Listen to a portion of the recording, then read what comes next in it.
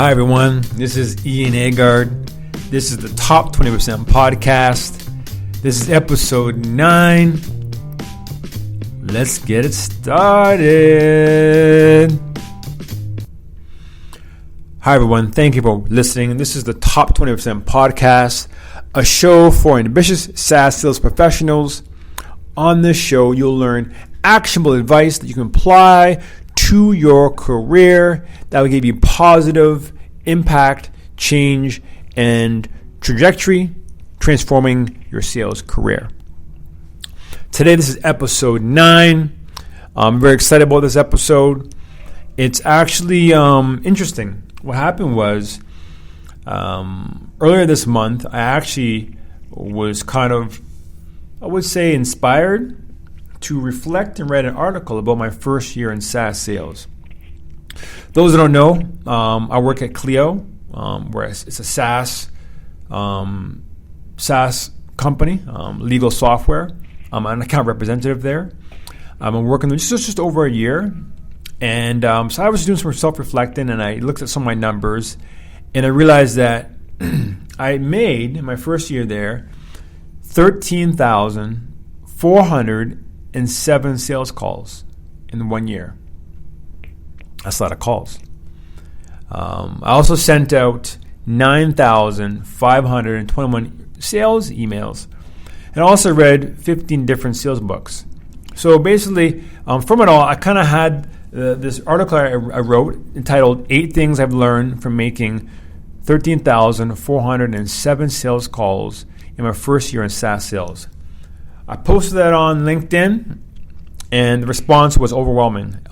First, friends were shouting me out, liking it, commenting, and sharing it. A lot of coworkers in Clio were shouting me out. Then the COO of Clio liked it. I think the big thing that really was a big shock was that the CEO and the co-founder of Clio liked it. And that wasn't it. At Clio, every week we have this thing called All Hands, where the whole company pauses, and we kind of address State of the Union, and Jack, our CEO, talks about things going on in the company and the business and kind of like the vision. And sure enough, during that All Hands, he shouted me out, saying how much he enjoyed reading the article. So I want to share with you, the listeners, those who've read it, great. If you haven't read it yet, I'm going to share with you the 8 things I've learned from making 13,407 sales calls in my 1 year of SaaS sales. So the first thing I've learned about, from my 1 year of SaaS sales is basically, number one is to excel, you have to have a CEO, an entrepreneurial mindset in sales. You know, when I first got into sales, I thought it was a 9-to-5 job. I totally realized that, it's not. As salespeople, we're really entrepreneurs, And I think my former sales director said it best, that every day when you come to work, think like you're running your own business. It's always great advice I applied and I've learned through being my first year. Second thing is prospecting every day is a must. You can make a whole podcast just on prospecting, but prospecting fuels your pipeline, and usually I believe the biggest indicator whether you're going to crush your quota or be successful every month or every quarter, every year, is your lack of or your abundance of prospecting. Judd Blunt has a really great book called Fanatical Prospecting. Those who haven't read it, I highly recommend it. It's a great read, and it really tells you about the importance of prospecting every day, making those calls, making those emails consistently every day to fill up your pipeline. Number 3 is the more you read, the more you'll earn. That's actually a great quote from an Australian entrepreneur that I heard. It's great. It says, "The most important real estate is the 6 inches between your ears. And what you read, listen to, or watch will determine how valuable it becomes." Now, if you're listening to this podcast right now, you already got that covered. It means you're a learner, and learners are leaders, and learners, the more you learn, the more you earn. So keep reading every day.